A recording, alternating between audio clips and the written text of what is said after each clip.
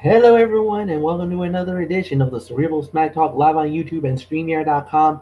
It is Will MF Michael Fletcher alongside Anthony Florio. We are awaiting the arrival of Michael Bullock. If he comes in, great. If he doesn't, then we will we'll catch him up, and I guess we'll see him in a couple of days for the next edition of Ridiculously Raw. Okay, so the reason why, as you know, the name on the header, I know you guys are going to be wondering, wait a minute, why is NXT not on the list? What's going on, Mike? What's going on? What's up? I would like to make a major announcement here. And this is an announcement that I've been thinking about for a little while now that I'm going to execute tonight. We are going to change the formats of Ridiculously Raw and the Cerebral Smack Talk. Anthony Florio doesn't know nothing about this. He's finding out right now for the first time. I have not told Michael Bullock about this because obviously we haven't hung out in a little bit. So this is completely executive decision by myself, and this is only going into effect until the football season begins in September. Then we're going to go back to the original format. So this is just for our off time.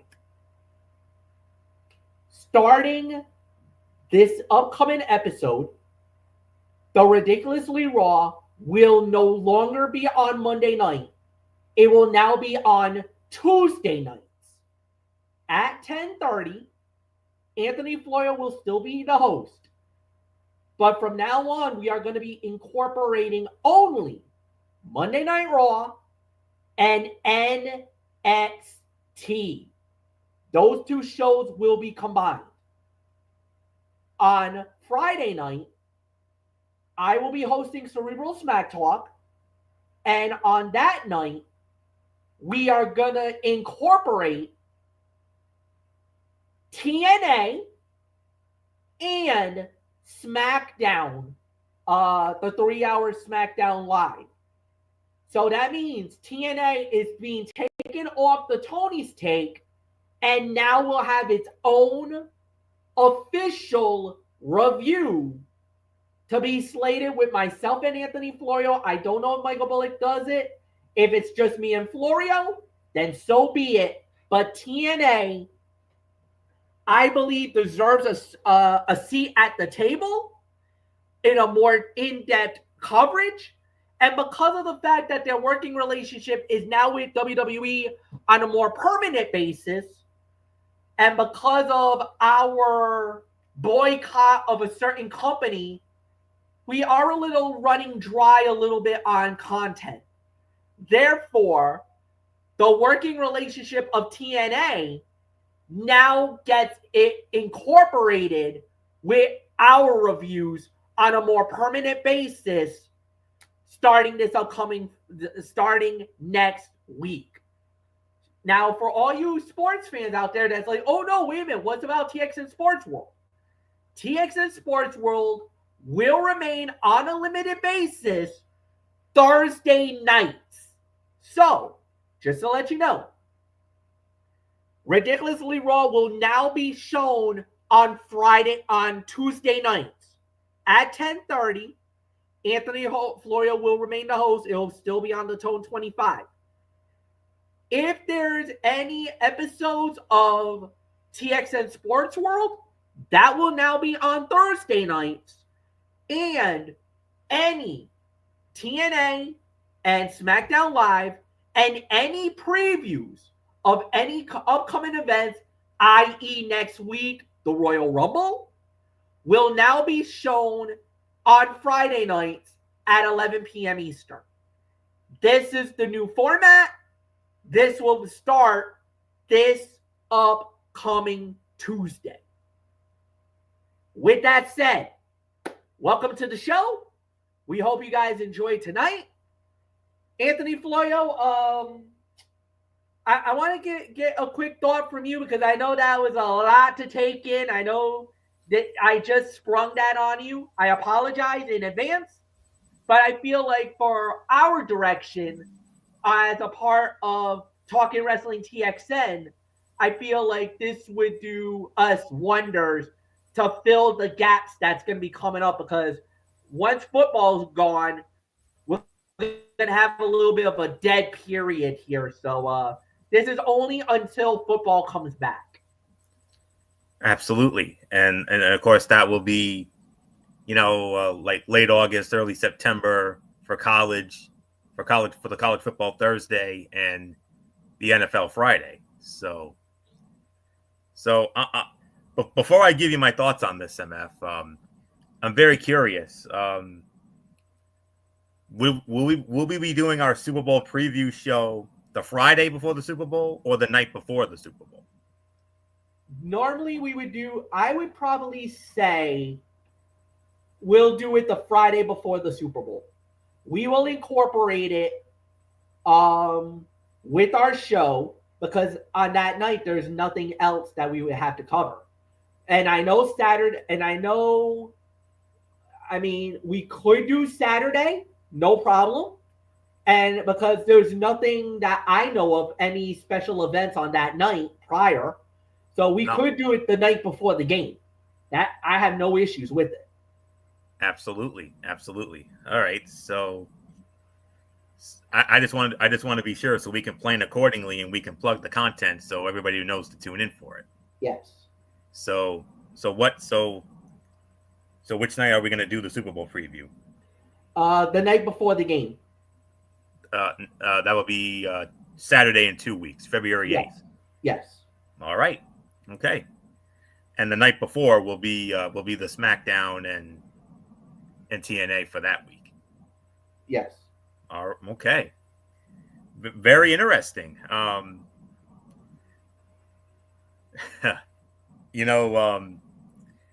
do think of you as our Triple H, MF. The way that Paul Triple H Levesque runs WWE. Of course, I shall refer to you in that role as Michael Big D Fletcher. How about that? So, because you are our Triple H after all, and great minds think alike, as they always say. I mean, we all know the brilliance that he has done for WWE, and it is the reason why WWE I can't find the words to describe it. Just like a rocket taking off. I mean, their most successful financial year, Triple H has been the brains behind that brawn. MF is the brains behind our brawn here, and I like it. And we'll be very curious to hear what Michael Bullock has to say about this. Should he come in? If he comes in, we'll drop it on him when he comes in, or if not, we'll just drop it in our messenger chat like we always do. So I'll be very curious to hear what Bullock thinks about it, but very interesting. So Tuesday nights at 10:30, we're going to cover Raw and NXT. No more Tony's take, and then Friday will be the new Cerebral Smack Talk with TNA Impact and Friday Night SmackDown. That is awesome. So, and hey, TNA Impact getting its own platform here on this show with you and me reviewing it, at least. Man, you are like Triple H, man. You are.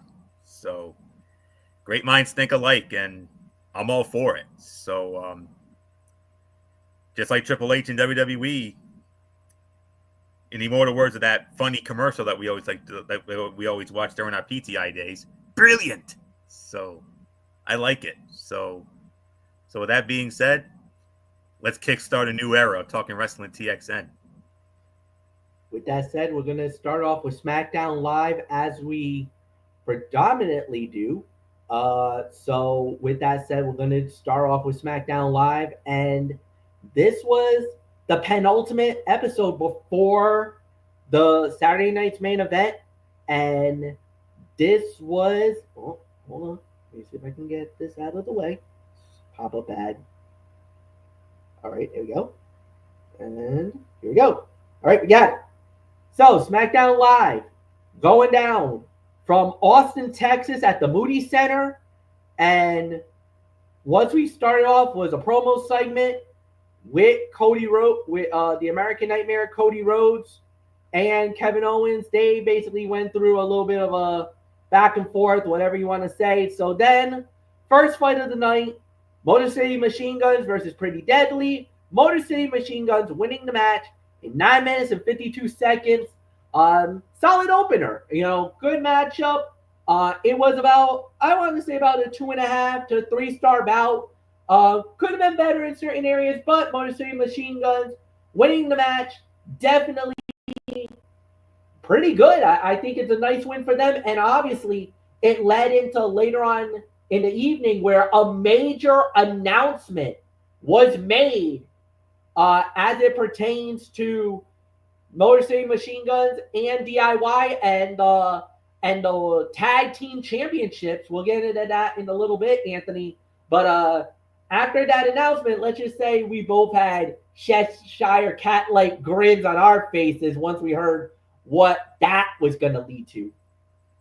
Oh, absolutely, absolutely. So, for those wondering about what happened with Cody there, SmackDown started with Cody Rhodes coming to the ring for an in-ring interview with the new voice of SmackDown, Mr. Joe Tessitore. So he talked about his match against Kevin Owens at the Royal Rumble, and of course the contract signing as part of Saturday night's main event. We'll get into that in a little while. So that segment ended without interruption or attack. Very uncharacteristic, but it is what it is. So we moved right on to the tag match with the Motor City Machine Guns squaring off against Pretty Deadly.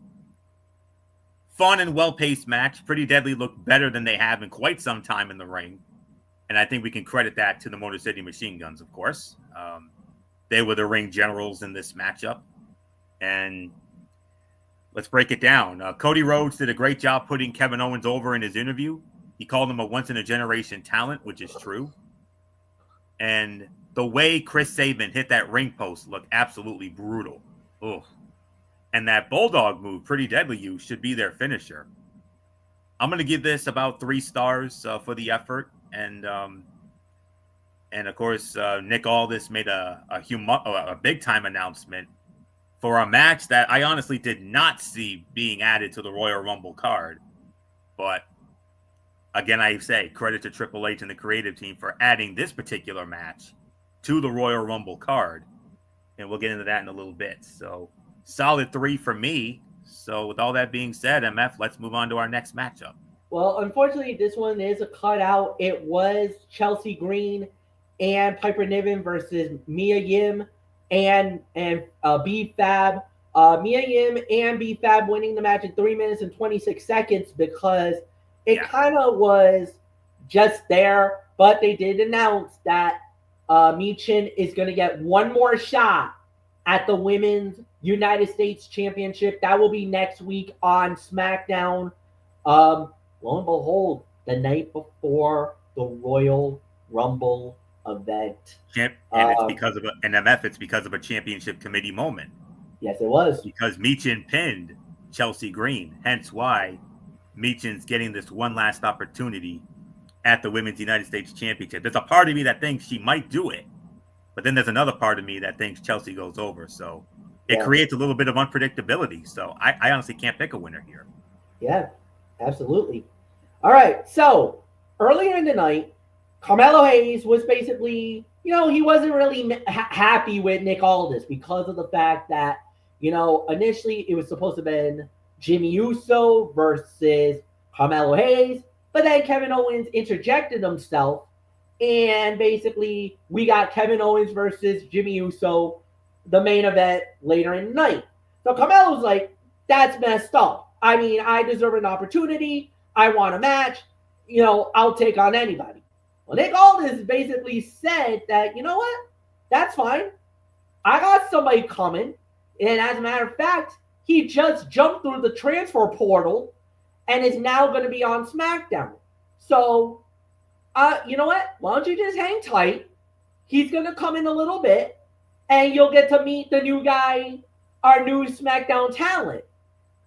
Lo and behold, the man that showed up, all rise. former world heavyweight champion, former El Campeon, Damian Priest is on SmackDown Live. He joins the Blue Brand. Oh, baby, I was pumped when I saw Damian Priest. I know Anthony Floyd must have been like, oh, no. Priest? Really? I could have sworn while Bullock and I were having our SmackDown chat, I could hear a loud Pat McAfee like, let's go at this announcement. I could have sworn it was you who did it. Wasn't it? Maybe. Maybe. I try to be as quiet as a mouse. It's possible. I heard a Pat McAfee like, let's go. And I'll be honest with you, MF. This actually works out for the better because Damian Priest didn't really have anything else left to do on Raw. I mean, he was in a never-ending feud with the Judgment Day. So they had to do something. So he is a big name, but you know what? It's okay. I mean, this is one of your guys, MF. I mean, you know Damian Priest a lot longer than I do. I mean, you followed his career when he was in Ring of Honor, when he was known as Punisher Martinez. I mean, you know this guy a lot more than I do. And a perfect fit when it comes to SmackDown Live. I mean, I will most certainly be grateful for Damian's services. He did a great job on Raw, whether he was with the Judgment Day or against the Judgment Day. I am grateful for his service, and I wish him all the best on the Blue Brand moving forward. So that is a major coup for Friday Night SmackDown. Credit where credit is due to Mr. Nick Aldis on that one. So we'll see what happens. So I don't know what else there is to say. MF, I know you've got it. I know how excited you are about this because, like I said, you know him better when he was Punisher Martinez in his old days. Yeah, and he was actually a former Ring of Honor world champion as well. So he is no stranger to gold in wrestling. And then, of course, he had his nice success in NXT. I believe was a former North American champion. I don't think he never won the big belt. He never won the NXT title. No. But I do believe he was a North American champion at one time. Yes, he was. So, and then, of course, Damian Priest going to the main roster and had one of the greatest cash-ins at WrestleMania to finally become the heavyweight champion of the world. So we'll see what he does on the Blue Brand. And there was an interaction between him and Cody Rhodes that kind of got a lot of people salivating over maybe a Cody versus Damian program. Maybe for that WWE championship. Provided Cody gets by the Rumble. Exactly. That's what I was about to say. Provided if Cody can successfully defend the championship at the Royal Rumble. So we'll get into that we'll get into that next week when we preview the Royal Rumble. But yeah. So then we had the vignette about Charlotte Flair. That means she is imminent. Charlotte Flair, a little bit of a vignette. That means she could be coming back at any time now. A lot of people calling for Royal Rumble. I would not be surprised if we see the Queen arrive at Rumble. Speaking of certain queens and royalty and greatness, it was Tiffy time. Tiffany Stratton comes out, cuts a promo, talking about being the center of attention of everybody, and talks about the Royal Rumble because, as you know, in the Royal Rumble, it's every woman for herself. But if you do win the Rumble, you do get a guaranteed shot at a championship. So she's thinking somebody's going to probably be gunning for her. Well, there's one other person that begged to differ, and that was Mommy. Yes, Rhea Ripley showed up on SmackDown, caught me by surprise, caught Anthony Floyd by surprise. Michael Bullock was caught by surprise. None of us thought Rhea was going to show up. Here she is. But, you know, it was a good little promo by Rhea Ripley. And the reason why Rhea came out was because of the same thing. Tiffy, I respect you. I like what you did. You're a great, congratulations on the success and everything else. But you also got to remember, they could pick me to go after at the Royal Rumble, but it doesn't matter because just like how you duped Nia Jax, I'm going to do that to her at Saturday Night's Main Event because I'm going to show that mommy's always on top. Well, guess what? Nia Jax showed up with Candice LeRae, so they started having a little chirp fest. Then you had Bianca Belair and Naomi come out. They have a little bit of they get into a chirp fest. Then we get Raquel Rodriguez and Liv Morgan coming out. Now this gets crazy. This breaks down. And the next thing we know, we have a 6-woman tag. Rhea Ripley, Naomi, and Bianca Belair versus Nia Jax, Liv Morgan, and Candice LeRae. And when it was all said and done, winners of the bout in 12 minutes and 13 seconds, Liv Morgan, Candice LeRae, and Nia Jax. Liv Morgan pinned Bianca Belair. Anthony Florio won. Momentum for Liv Morgan going into Royal Rumble. 2, she just pinned one half of the women's tag team champions. You know what that means. Dun, dun, dun. Championship committee moment. We got if I didn't know better, I say that Liv Morgan and Raquel Rodriguez have just put themselves in line for a future shot at the WWE Women's Tag Team Championship. But here's the thing, MF. This Tuesday night on NXT, from the center stage in Atlanta, Georgia, Bianca Belair and Naomi will be defending those WWE Women's Tag Team Championships against NXT's Lash Legend and Jakara Jackson, the Meta Girls. So whoever wins that match, Liv and Raquel will have next, if you will. So it'll be very interesting to see how that particular bout plays out on Tuesday night. I'm starting to think that Bianca and Naomi will probably go over on that one, and that will set up Bianca and Naomi versus Liv Morgan and Raquel Rodriguez for the WWE Women's Tag Team Championship on the future show. The Rumble's too stacked, so they can't do it at the Rumble. All right, so let's try to, sort this out the best that we can here. Tiffany Stratton, the WWE Women's Champion, came out to give a promo that was quickly interrupted by the Women's World Champion, Rhea Ripley. They were soon joined by Nia Jax and Candice LeRae, who were followed by the Tag Team Champions, Naomi and Bianca Belair, who were followed by Liv Morgan and Raquel Rodriguez. It was basically just everyone saying they would win the Women's Royal Rumble match.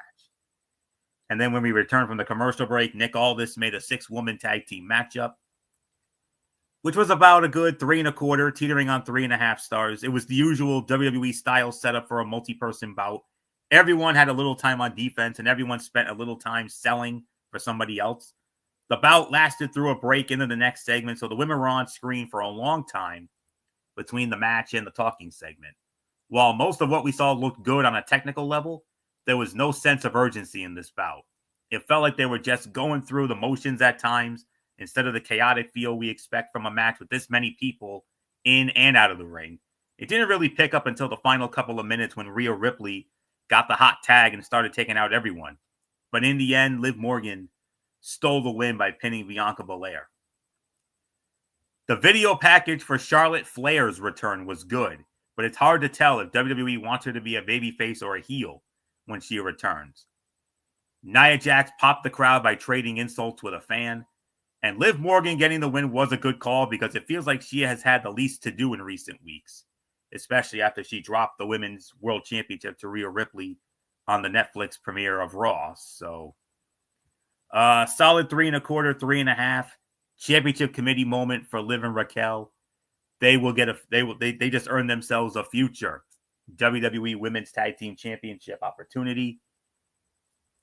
on the future. I'm thinking a future SmackDown, maybe a future Raw. Rumble's off the table because that's too stacked, and besides, they're all going to be in the Rumble as it is. So I probably would say maybe the week after Rumble, or the maybe night after, maybe the night after, or the Monday after the Rumble, yeah, or the SmackDown after the Rumble, or the SmackDown after the Rumble. So yeah, whatever the case may be, we'll wait and see how that plays out. But yeah, that's going to be very interesting to watch. 3.5 stars, no doubt about it. I'll give you that, Anthony. I think they did a really good job with it. A lot of people were actually praising the promo. I know there was a couple of people that were like, "Oh, well, the show kind of really took off after this point," because some people were claiming that SmackDown was a little boring at certain points. Which, all right, to each his own. But they really thought that this women's segment really took off and really started this trajectory for the rest of the night. And in a sense, maybe, but we'll wait and see how it plays out. So next that we had was Johnny Gargano against Apollo Crews. Apollo Crews winning the match in 4 minutes and 14 seconds, and it was mainly because here comes Motor City Machine Guns. They distracted Johnny Gargano and got the roll up for the 1, 2, 3. So, and then in the back, yes, they did announce it.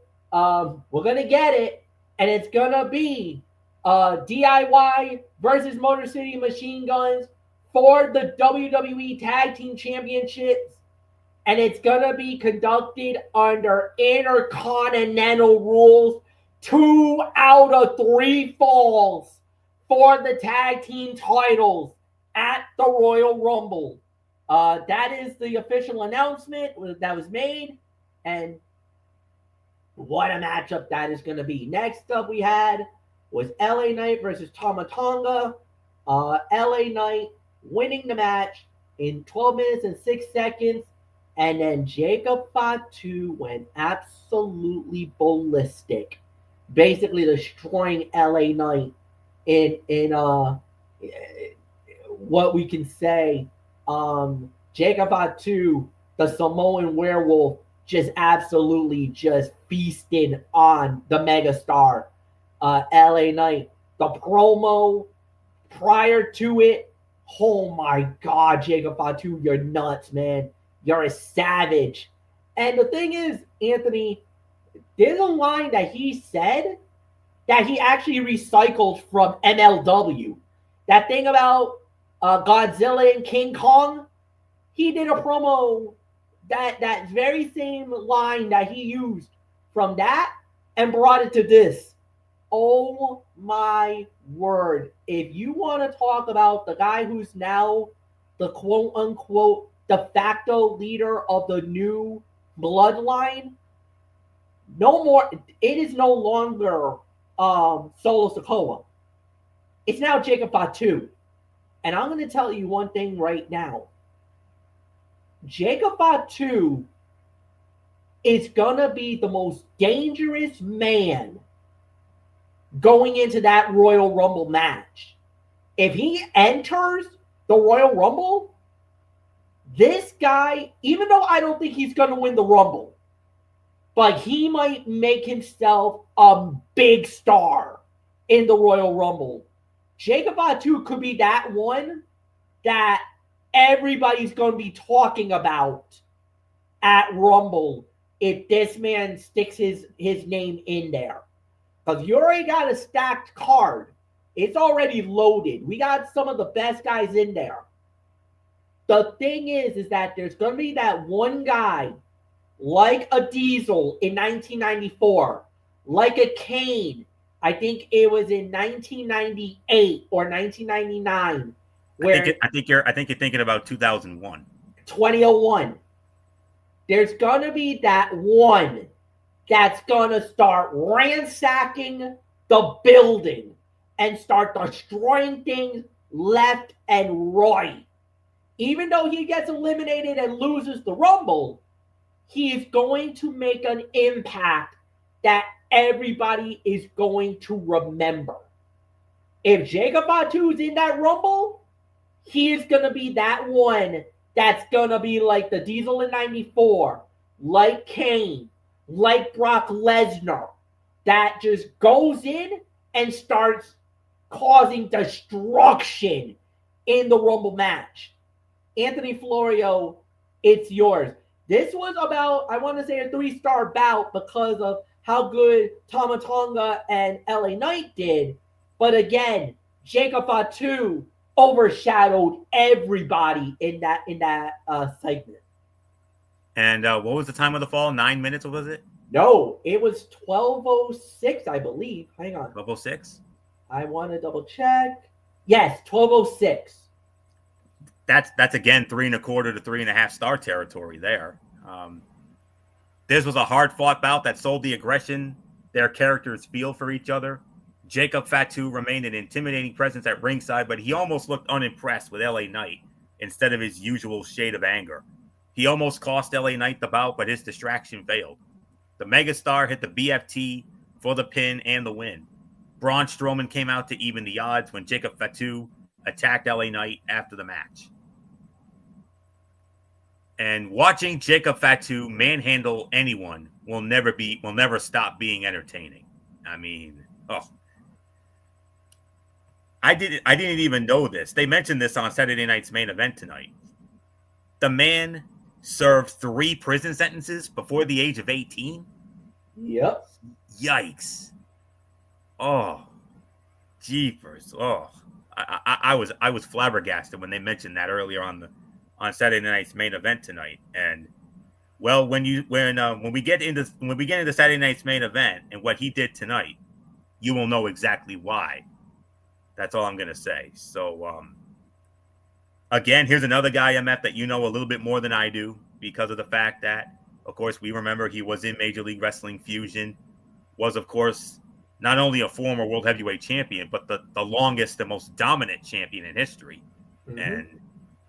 And again, you can see why. And we always have a category during our year-end awards show called Breakout Star of the Year. We're looking at a front runner right now. And he's going to do some big things this year. And like MF said, if he's in the Royal Rumble next week, if he's in that men's Royal Rumble match, he could be like a Diesel in '94. He could be like a Kane in 2001, or like a Stone Cold Steve Austin in 1997 and '98, and a Brock Lesnar in 2003, and like all these other guys who have dominated, in the Rumble match. And if he's in that Rumble, I could easily see him having the most eliminations of anybody in that match. The record is 12. Well, actually, no, the record's 13. 13 is the record. Brock Lesnar in 2020, when he eliminated the first 13 guys of the match as they came in, as we all remember. So he will definitely be that guy if he is in this Royal Rumble match. So, but anyway, solid match here between LA Knight and Tama Tonga. 3.25, 3.5, and we will most assuredly address Braun Strowman and Jacob Fatu from Saturday Night's Main Event later on. And there was one other thing I want to address, but I'll save that for the overall reviews. So yes, 3.25, 3.5. So with that being said, MF, let's move on to the next match. All right. And with that next match is the debut. The Smackdown, I guess you could say the Smackdown debut of their newest talent. It was Damian Priest. He went up against Carmelo Hayes. When it was all said and done, winner of the bout in 10 minutes and 47 seconds. All rise for Damian Priest. He wins it. Anthony Florio, it is all yours. Another 3.25 star match. They paced this match a little slower than expected, but they did it in a way that made sense. Every big move felt more important instead of things only being sold for a split second. Carmelo Hayes came close a couple of times, but Damian Priest was not going to lose his Smackdown debut. He picked up the win with the South of Heaven chokeslam, which Carmelo Hayes sold very well, by the way. And one other thing that came out of this, well, even though it has nothing to do with this, a backstage segment, Austin Theory and Grayson Waller have been traded to Monday Night Raw. Oh boy. Oh boy, boy, oh boy. Good luck. Yeah, we're gonna need it. Adam Pearce, we know how angry Adam Pearce can get. Okay, gentlemen, a word of warning. Do not poke the bear that is Adam Pearce, because we know how angry he can get. So, so you better not poke that bear. I'll tell you that right now. Solid 3.25 stars. I hate to say it, but predictable outcome. We all knew Damian Priest was not going to lose his SmackDown debut. Come on. No. So, but it was a fine match though, solid match. So, and I think the perfect first opponent for Damian Priest. Now that he's on the SmackDown, now that he's on Team Blue. So, solid 3.25 stars. MF, it's yours. Yeah, solid 3.25. I thought they did a really good job with it. Solid bout and really, really well done. I really had nothing else to say about it. So next up was the main event of the evening, Jimmy Uso versus Kevin Owens. And it was indeed Kevin Owens winning the match in 13 minutes and 44 seconds. My goodness. What a way to close it. And Owens was, without a doubt, the biggest thorn in everything, man. Comes out wearing the shirt that normally Feel the Glow, referencing Jimmy Uso's wife, Naomi. That definitely riled up some people. Then he goes after Joe Tessitore because of the interview earlier in the night. Because of the interview that went earlier in the night. So the fight starts. Then after the match was over, Kevin Owens basically is giving the business started causing a whole bunch of more trouble, basically getting into and then it gets into the face and starts yelling at Matthew McConaughey, who is at ringside, special guest Matthew McConaughey, until Cody Rhodes came out, and let's just say it turned into we had ourselves another pull away brawl between the two combatants at the Royal Rumble. So Anthony Florio, crazy main event to close the show on SmackDown Live. It's yours. I gotta say, by default, this was the fight of the night here. I'm gonna give this about 3.5, teetering on 3.75 stars. These two know each other so well and are veteran performers. So it would almost be hard for them to have a bad match. But that doesn't necessarily mean this was a match of the year candidate or anything. They had a nice back and forth encounter with a few standout moments, especially in the second half. Kevin Owens hit the pop-up powerbomb for the win, and Cody Rhodes showed up shortly after to initiate a brawl after Kevin Owens was going to set up Jimmy Uso for a package piledriver on the announce table. The camera caught a shot of Carmelo Hayes following Jimmy Uso before his entrance, and it was hard to tell if that was planned or not. Kevin Owens wore a Naomi t-shirt to the ring. Kevin Owens said Jimmy shouldn't be mad since he would get some of the money from the shirt. And Kevin Owens is really good at taking the knees to the back during a senton. He always sells it like the most painful thing in the world. Like I said, 3.5 to 3.75 stars, and Kevin Owens has been initiating a lot of mind games lately with some of the things he wears. I mean, he wore a Canadian Dream t-shirt last week. Because they call Cody the American Nightmare. He called himself the Canadian Dream. A little pun off an old Dusty Rhodes t-shirt, and then he wears a Naomi t-shirt to the ring, obviously trying to get into the head of Jimmy Uso because Jimmy Uso is married to Naomi, so he went there, as we say. So yeah, he's been a new master of the mind games as of late, and he actually pulled another mind game feat on Saturday night's main event. So we'll get into that in a minute. 3.5, 3.75 fight of the night for me. Outcome not in doubt. We all knew Kevin Owens was going to win this match, give him momentum going into the big championship ladder match next week at the Rumble. So not much more to say. MF, your thoughts? No, I thought they did a really good job. 3 1/4, 3.5. Yes, fight of the night, and it was a pretty good show. It was a pretty good main event. I really enjoyed it.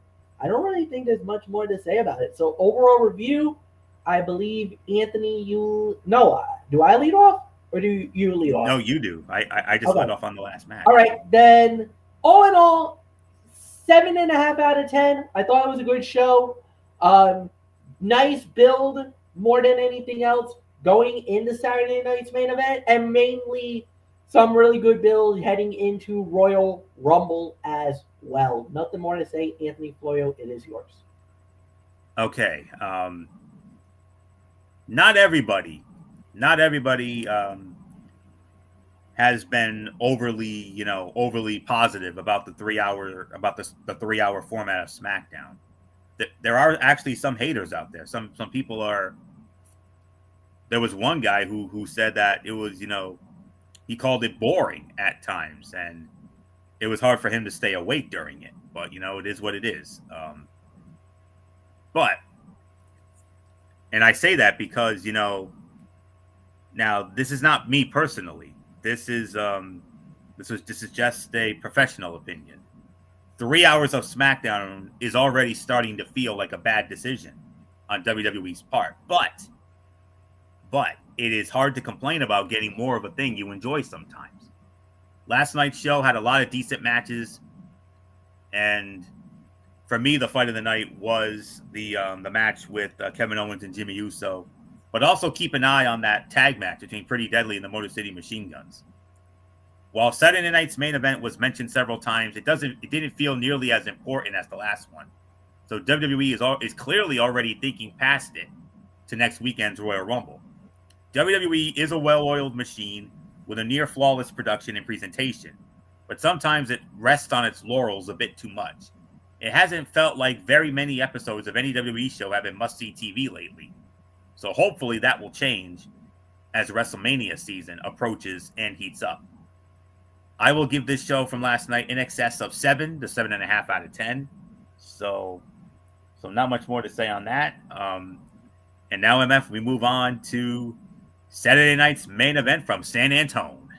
Yes, indeed, and it's from the Frost Bank Center in San Antonio, Texas, formerly known as the AT&T Center, home of the San Antonio Spurs.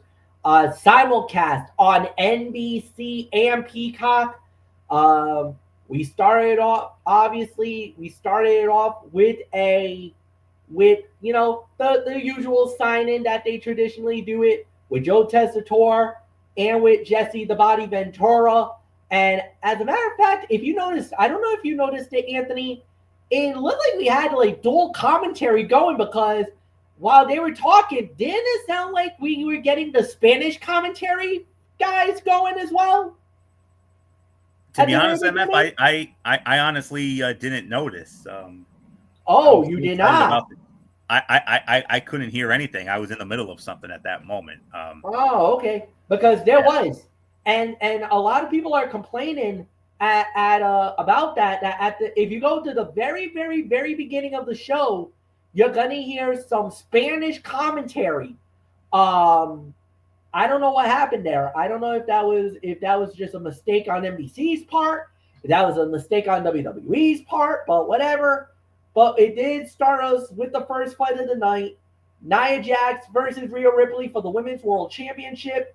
Rhea Ripley winning the match in 9 minutes and 25 seconds. Very good way to start the show. Solid matchup. About 2.75 to 3 stars. A solid match, and Rhea Ripley wins clean. So really nothing more to say. Anthony Floyo, it's yours. Solid 3 stars for me. Nia Jax came close a handful of times, but the Eradicator kept finding ways to kick out at 2. Rhea Ripley even took some bigger risks than usual, trying to take down the Irresistible Force. In the end, the Women's World Champion Rhea Ripley retained with a riptide to close a fun encounter.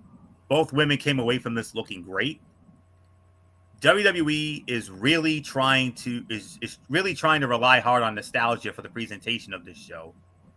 Jesse the Body Ventura was criticizing Governor Abbott for how he has handled the cold weather in the San Antonio area. And the Samoan drop from the middle turnbuckle looked great. So no question about it. So this was a solid 3 stars. No surprise with the outcome. We all knew Rhea was going to retain, and now Nia Jax can focus now on the Women's Royal Rumble match, which she will be a part of next Saturday night, while Rhea awaits whoever wins that, because whoever wins that could possibly, decide to go for her in the Women's World Championship at WrestleMania. So we shall see. So solid 3 for me. So with that being said, MF, we move on to the second of our 3 title matches here tonight. It is Braun Breaker versus Sheamus for the Intercontinental Championship. The winner of the bout in 11 minutes and 30 seconds. And still the Intercontinental Champion, Braun Breaker. Anthony Florio, it is yours. 3 1/4, 3.5 stars for this. This bout was just as good as their previous encounters. Sheamus is a reliable veteran, and Braun Breaker is a star in the rise. They work together to make this feel slightly unpredictable, which is always a good thing. Jesse Ventura sounded like he was having fun on commentary. Braun Breaker running the ropes is one of the scariest things he does. He moves so fast and hits opponents with momentum. The way Sheamus threw Braun Breaker over the barricade was nuts. And Braun Breaker's Frankensteiner was absolutely fantastic. And incredible match. I noticed Jesse got a little worked up towards the end of the match when Sheamus hit the bro kick and the referee, Sean Bennett, counted. But the thing was, I didn't see anything wrong because I noticed Sean Bennett noticed that Braun Breaker did get his foot on the rope before the count of 3. While Jesse was saying he counted 3. And takes me back to when he was critical of the late, great referee Joey Marella from WrestleMania 3 in the Hogan-Andre match. But I was definitely having flashbacks to that when he was talking about that. But that was just Jesse being Jesse on that. I didn't see anything wrong with it. I mean, the referee made the right call. He clearly saw Breaker get his foot on the rope before he counted 3. So no harm, no foul. So, but a very good match though. 3 1/4, 3.5 stars. Breaker retains yet again, no surprise, but I still believe MF. I mean, there's a part of me that thinks that Sheamus will eventually get that Intercontinental Championship. They might just be saving it for a bigger stage. Maybe Mania. I don't know. So we'll wait and find out. But eventually, Sheamus will be the Intercontinental Heavyweight Champion. He'll get that accolade. And then he can say, I did it. I won everything there was to win in WWE. So, and then the only thing left for them to do would be to give him his keys to the Hall of Fame. So 3 1/4, 3.5 stars. Excellent match. Be a man fight. Your kind of match, MF. Physical, smash mouth, be a man fight.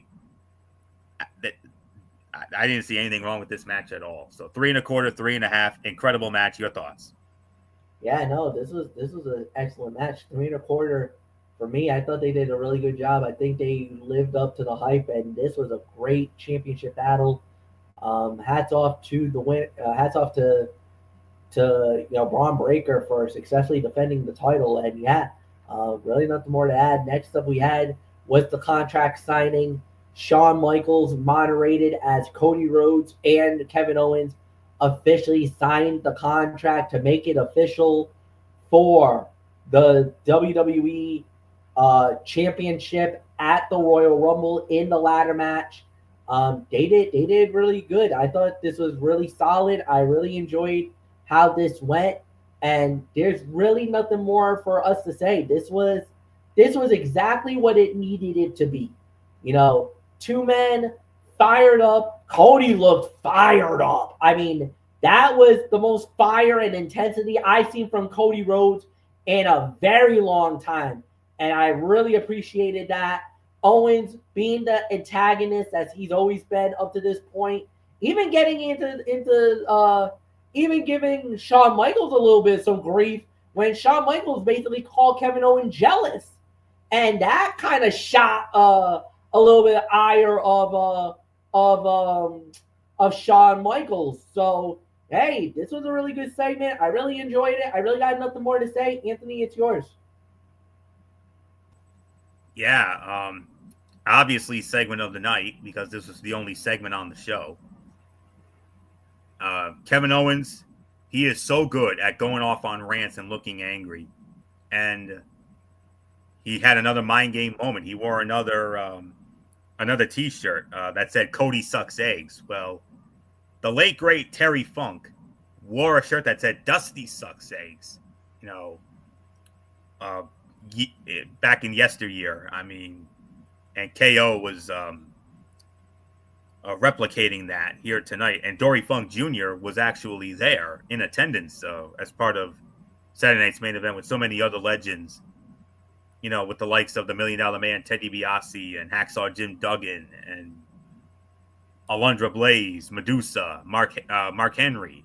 I mean, great to see all of those legends indeed, and I'm sure Dory Funk Jr. was smiling when he saw that that homage to Terry Funk, his brother, who passed away a couple summers ago. So, but anyways, great segment here. You know, I mean, you're right about Cody. I mean, definitely the most amped up I've seen Cody Rhodes in quite some time, and of course of course Shawn Michaels, the sweet chin music. He's still got it, man. He's still got it after all these years. I mean, he nailed Kevin Owens with that sucker perfectly, and a special moment for him. And you know, it definitely adds to the excitement of this ladder match. The titles have now been relinquished. They have now been hung, and the next time we'll see the next time we see those belts is possibly going to be, unless they do one more thing, you know, either on SmackDown prior, but the next time, but I will hope that they don't. The next time that we actually get to see those belts, it's going to be at Rumble at Lucas Oil Stadium. And we'll see it at the Rumble next week, and very much looking forward to seeing how that goes down. So, yeah. So by default, the segment of the night, because it was the only segment, absolutely brilliant. Both men were great. Shawn was great as well. He made a great moderator here, and he brought up Nick Aldis, appointing him to do it. Shawn called it bringing in the closer. Yeah, you brought the closer in, all right. Yeah, you sure did.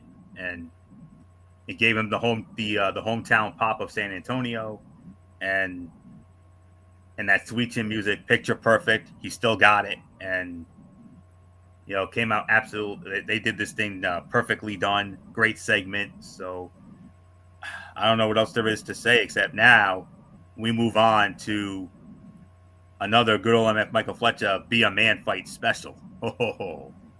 Yes, indeed. It was Braun Strowman going one-on-one with Jacob Fatu.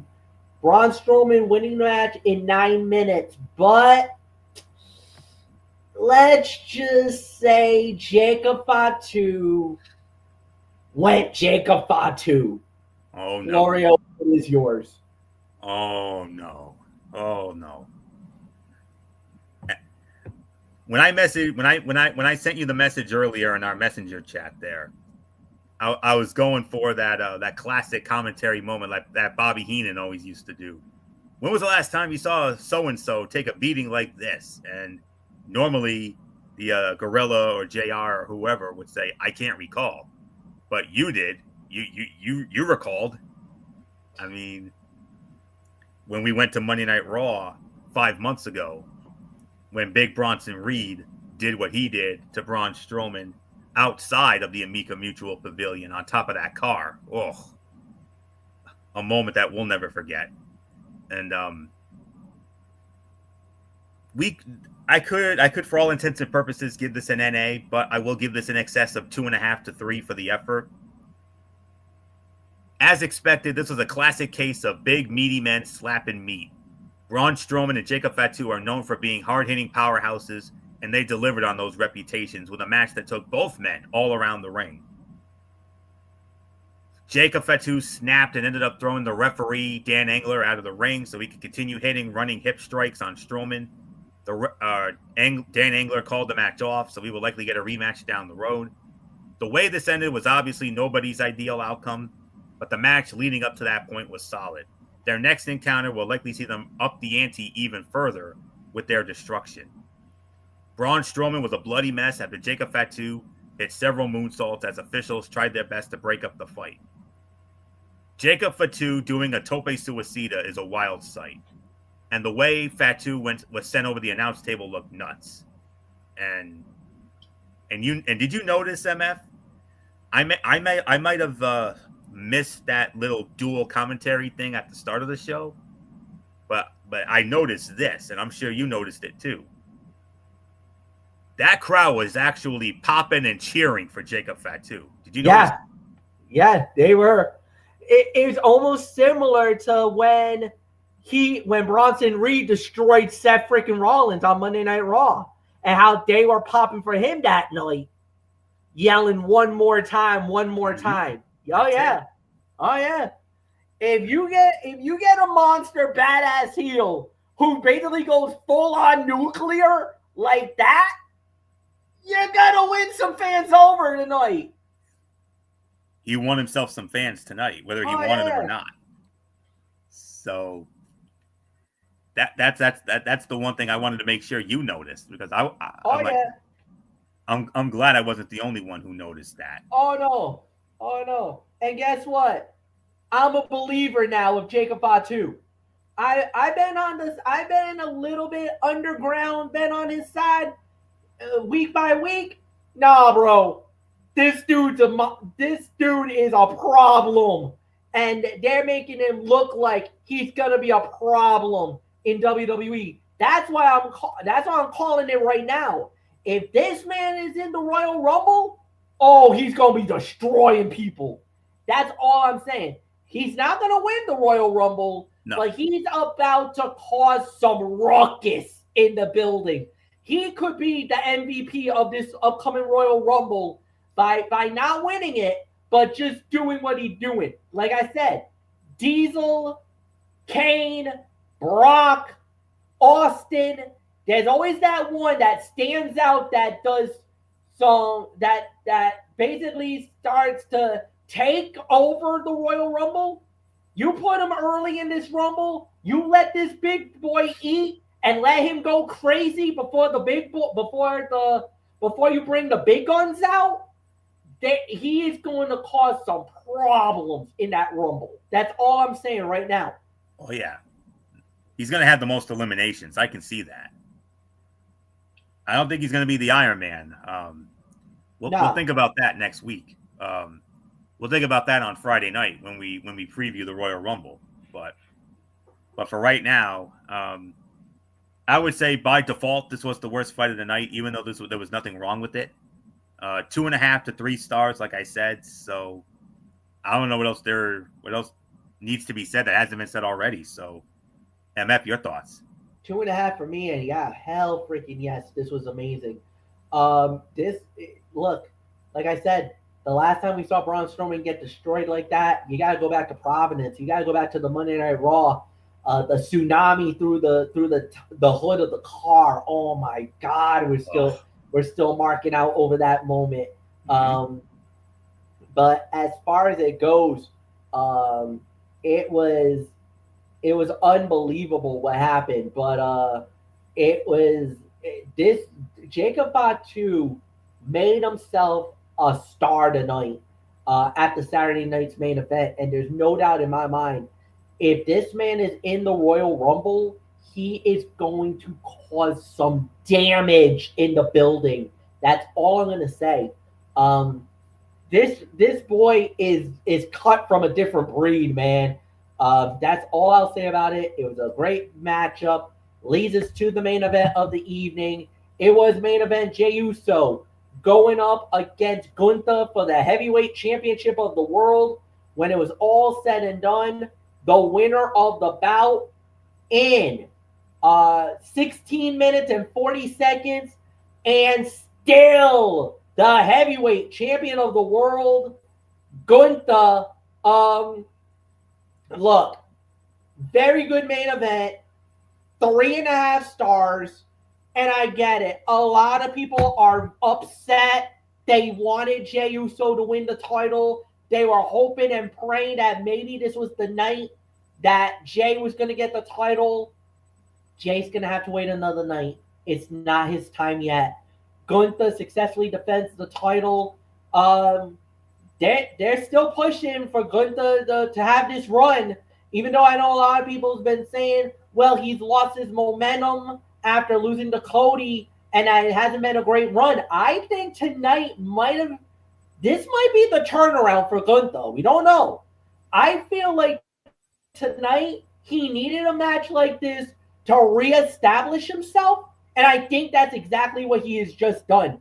I think Gunther has now reestablished himself as a possible threat for the heavyweight championship of the world. So nothing more to say. Anthony Floyo, it is all yours. I think we're in agreement on this one. Fight of the night. Yeah. Yes. Fight of the night for me, 4 to 4.25 stars. This was an entertaining match, and even with a predictable ending, that they had the crowd thinking we might see an upset at points. Both men delivered in this one. Gunther being a champion for more than 80% of his time in WWE is one of the most impressive runs anyone has ever had. It's hard to tell because of his tattoos, but there is no way Jey Uso's chest was not red when this was over because of those chops. We know those chops. Mm-hmm. So, I counted, I believe I counted 5. I think I counted 5 hope spots for Jey Uso.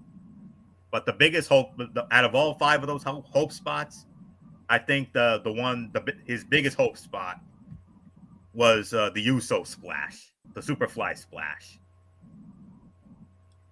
You gotta admit, when he hit that Uso splash, I'm thinking, oh my God, he's gonna do this. But then when Gunther kicked out, I'm like, yeah, okay, yep, it's gonna be Gunther now. So, but hey, they made Jey Uso look like $1 million tonight.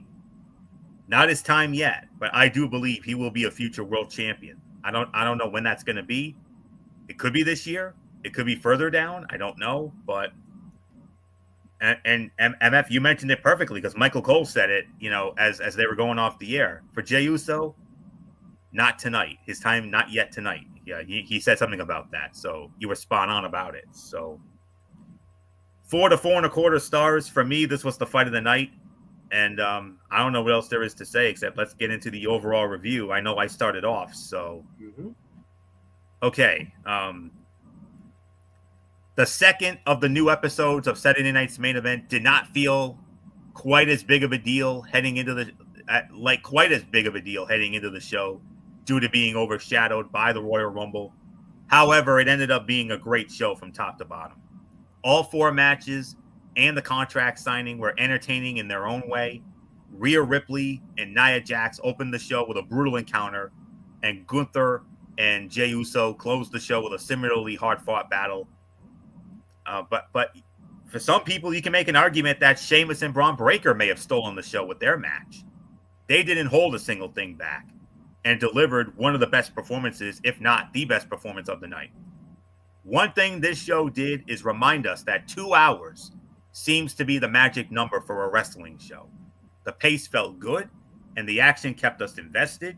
It never overstayed its welcome. I will give this in excess of 8, teetering on 8.5 out of 10, but it's definitely within that. It's at the very least an 8, 8.5 at best, but I'm within that 8 to 8.5 threshold. So, very good show tonight.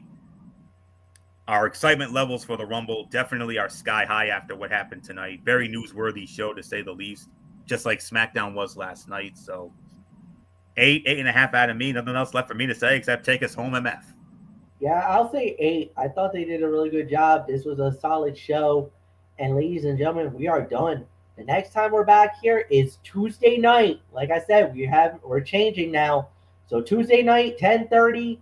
is the new edition of Ridiculously Raw, hosted by Anthony Florio, as we will be previewing or recapping Monday Night Raw and NXT, and then we'll be coming back on the air. Do we have anything for? No, I don't think we have anything for this weekend for any sports related stuff. Do we, Anthony? Well, the Royal Rumble next week.